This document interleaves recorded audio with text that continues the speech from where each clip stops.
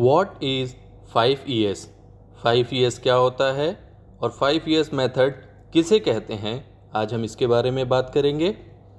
तो चलिए वीडियो को शुरू करते हैं। 5ES एक ऐसा मेथड है, एक ऐसा प्रोसेस है, वर्किंग साइट पर होने वाले एक्सीडेंट से बचाता है, एक्सीडेंट से साइट को सेफ रखता है। और ये 5ES को जो मेथड होता है वो बहुत ही इफ़ेक्टिव होता है, जिसको फॉलो करने से वर्किंग साइट पर एक्सीडेंट या इंसिडेंट होने के चांसेस बहुत कम हो जाते हैं। तो चलिए अब जानते हैं ये 5ES मॉडल क्या क्या है। फर्स्ट है एजुकेशन, सेकंड है इंजीनियरिंग, थर्ड है इन्फोर्समेंट, फोर्थ है इनकरेजमेंट एंड फिफ्थ है इवैल्यूएशन। इसी 5ES मॉडल को फॉलो करके हम अपनी वर्किंग साइट को एक्सीडेंट फ्री साइट रख सकते हैं। तो चलिए अब एक एक को डिटेल में समझते हैं। तो फर्स्ट है एजुकेशन। 5ES मेथड का पहला स्टेप है एजुकेशन। इसकी मदद से हम एक्सीडेंट होने से पहले उसे रोक सकते हैं। साइट पर काम कर रहे वर्कर में एजुकेशन की कमी और सही तरह की जानकारी ना होने की वजह से एक्सीडेंट होते हैं, जिसको हम एजुकेशन की मदद से कम कर सकते हैं। एक सिंपल सी बात है, अगर वर्कर कोई काम कर रहा है और उसे उसके बारे में सही जानकारी या पर्याप्त जानकारी ना हो तो गलतियां होने के चांसेस ज़्यादा होते हैं और उन्हीं गलतियों की वजह से एक्सीडेंट होते हैं। ऐसे कंडीशन में हमें चाहिए कि काम शुरू होने से पहले ही वर्कर को प्रॉपर तरह से वर्क के बारे में अच्छे से एजुकेट किया जाए, डिटेल में उसे बताया जाए। और ऐसा करने पर आप खुद देखेंगे कि एक पॉजिटिव वर्किंग एनवायरनमेंट क्रिएट होगा और आपकी वर्किंग साइट एक्सीडेंट फ्री होगी और आपको अपने काम से सेटिस्फेक्शन मिलेगा। तो इस प्रोसेस को हम एजुकेशन कहते हैं। तो चलिए अब एग्जाम्पल्स के साथ कुछ समझते हैं। टूल्स एंड इक्विपमेंट को सेफली कैसे यूज़ करना है, हमें इसके बारे में बताना चाहिए। टूल बॉक्स स्टॉक करनी चाहिए कोई भी काम शुरू होने से पहले। कंपनी को सेफ्टी अवेयरनेस के लिए सेमिनार ऑर्गेनाइज करना चाहिए थोड़े थोड़े वक्त के बाद, जिससे वर्कर के अंदर एक जागरूकता यानी एक अवेयरनेस आएगी। सेकंड है इंजीनियरिंग। 5ES मेथड का दूसरा स्टेप है इंजीनियरिंग।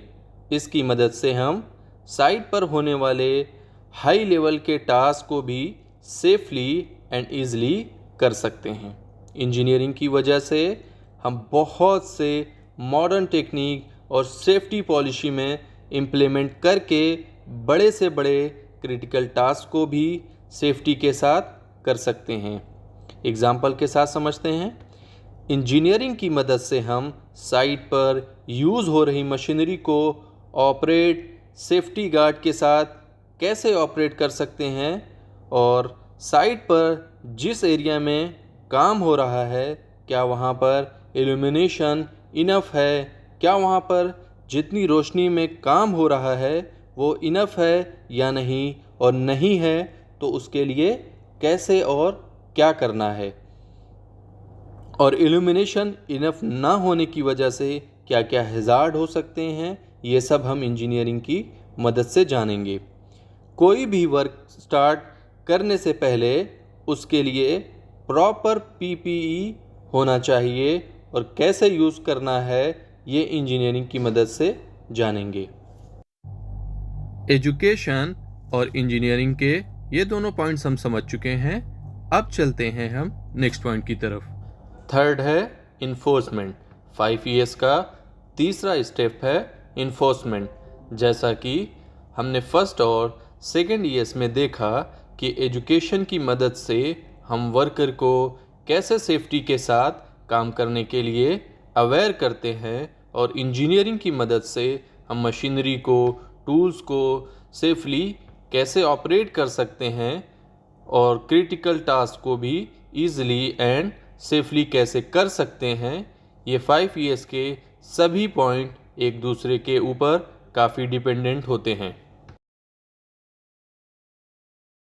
इन्फोर्समेंट 5 ईयर्स का तीसरा स्टेप होता है। साइट पर काम कर रहे वर्कर को आपने इनफ ट्रेनिंग दे दी है और हर काम को शुरू करने से पहले टीबीटी भी करते हैं और अपने साइट पर इनफ एंड एडवांस पीपीई और एडवांस इक्विपमेंट भी प्रोवाइड किए हुए हैं, लेकिन साइट पर फिर भी इंसिडेंट और एक्सीडेंट्स हो रहे हैं, तो ऐसे में आपको इन्फोर्समेंट को फॉलो करना है।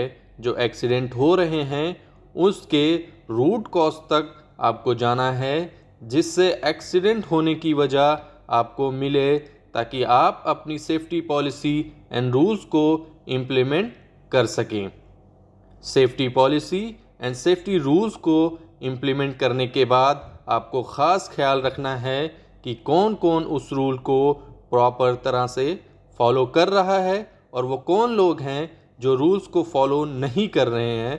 सेफ्टी पॉलिसी एंड रूल्स में इम्प्लीमेंटेशन के बाद भी जो लोग रूल्स को फॉलो नहीं कर रहे हैं, फिर उनके अगेंस्ट कंपनी को एक्शन लेना चाहिए, क्योंकि उनके नेग्लिजेंस की वजह से बड़ा एक्सीडेंट हो सकता है। एग्जाम्पल के साथ समझते हैं। उन्हें पेनल्टी या फाइन देनी चाहिए उनकी गलती के लिए जो वो बार बार कर रहे हैं। जो लोग रूल फॉलो नहीं कर रहे हैं उनके खिलाफ कंपनी को स्ट्रिक्ट एक्शन लेना चाहिए। एजुकेशन, इंजीनियरिंग और इन्फोर्समेंट, इन तीनों को हमने अच्छी तरह से समझ लिया है। अब चलते हैं नेक्स्ट पॉइंट की तरफ। फोर्थ स्टेप है इनकरेजमेंट। 5 ईयर्स का चौथा स्टेप है इनकरेजमेंट। इसकी मदद से हम साइट पर काम कर रहे वर्कर को मोटिवेट करते हैं।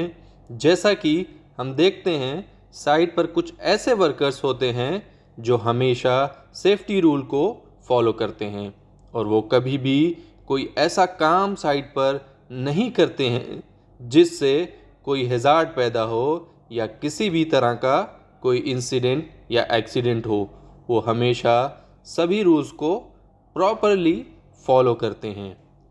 तो ऐसे में मैनेजमेंट को चाहिए ऐसे वर्कर्स के बारे में सेफ्टी ऑफिसर और साइट सुपरवाइज़र से उसके बारे में डिटेल्स लें और उन्हें रूल्स एंड रेगुलेशन को फॉलो करने के लिए रिवार्ड्स दें। ऐसा करने से साइट पर काम कर रहे और वर्कर्स को मोटिवेशन मिलेगा, जिससे वो भी सेफली रूल्स को एंड रेगुलेशंस को फॉलो करेंगे, जिससे उन्हें भी रिवार्ड्स मिले। एग्जाम्पल के साथ समझते हैं। मैनेजमेंट को चाहिए कि वो वर्कर्स के बीच सेफ्टी के कंपटीशन करवाएं या फिर सेफ्टी रूल्स फॉलो करने वाले वर्कर्स को कैश एंड अवार्ड से सम्मानित करें, या फिर सेफ्टी रूल्स फॉलो करने वाले वर्कर को प्रमोशन भी देना चाहिए। फिफ्थ है इवैल्यूएशन। 5 ईयर्स मेथड का पांचवा और आखिरी स्टेप है इवैल्यूएशन। इसकी मदद से हम जो सेफ्टी रूल्स एंड रेगुलेशन काफ़ी पुराने हो चुके हैं और अब इफ़ेक्टिव नहीं रहे जैसे रहना चाहिए, तो ऐसे में चाहिए कि अपनी पॉलिसीज़, रूल्स एंड रेगुलेशन में इम्प्लीमेंटेशन करें, उसे वक्त के समय के हिसाब से अपडेट रखें, क्योंकि समय के हिसाब से अब चीज़ें काफ़ी चेंज होती रहती हैं, चाहे मशीनरी हो या कोई टूल्स हो और कोई गैजेट हो। तो उसके लिए क्या क्या रूल्स फॉलो होंगे उन्हें हमें इम्प्लीमेंट करते रहना चाहिए। आई होप आपके लिए ये वीडियो यूज़फुल हो, और अगर आपको ये वीडियो पसंद आई है तो वीडियो को लाइक कर दें और चैनल को सब्सक्राइब करें और अपने फ्रेंड्स एंड फैमिली के साथ वीडियो को ज़्यादा से ज़्यादा शेयर करें, और कमेंट बॉक्स में बताएं कि आप नेक्स्ट वीडियो कौन से टॉपिक पर चाहते हैं।